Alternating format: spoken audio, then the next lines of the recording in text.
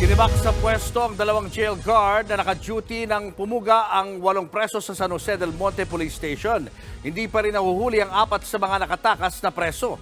Nasa frontline ng balitang yan si Hannibal Talete. Kaswal lang na naglalakad ang 6 na lalaking ito nang masapul sa CCTV ng Barangay Poblacion 1 sa San Jose del Monte, Bulacan, alas 3 ng madaling araw kahapon. Ang grupong yan, mga nakatakas na preso ng San Jose del Monte Police Station.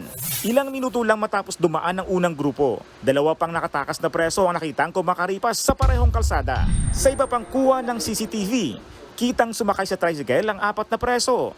Ang 2 iba pa, nagmamadaling sumakay ng bus.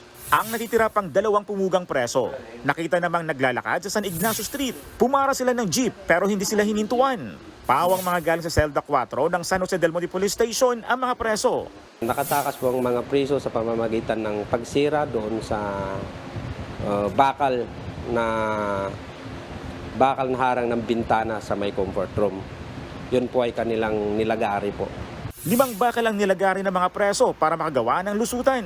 Nakuha pa sa selda ang ginamit nilang lagari. Nadiskubre ang pagtakas ng isumbong ito ng isang nagising na preso. Iniimbestigahan pa ng mga pulis kung paano nga ipuslit ang lagari sa kulungan. Nagkasana ng manhunt operation. 4 sa kanila ang nadakip sa magkakahiwalay na lugar. Patuloy pang pinaghahanap ang 4 pang nakatakas. Kinilala silang sina Aaron Capa, Richard Torrillos, Jose Alberto Rojas at Jeffrey Santos. Pawang may kinalaman sa iligal na droga ang kaso nila. Samantala, sinibak na sa pwesto ang 2 jail guard na nakaduty noong nakatakas ang mga preso. Tinakpan ng plywood at sinemento ang bintana kung saan lumusot ang mga preso. Panawagan ng mga pulisya sa mga kaanak ng mga tumakas. Pag meron silang informasyon, makipag-coordinate sila sa atin, sa mga kapulisan para o either i-surrender na lang po nila yung mga nakatakas na kamag-anak nila.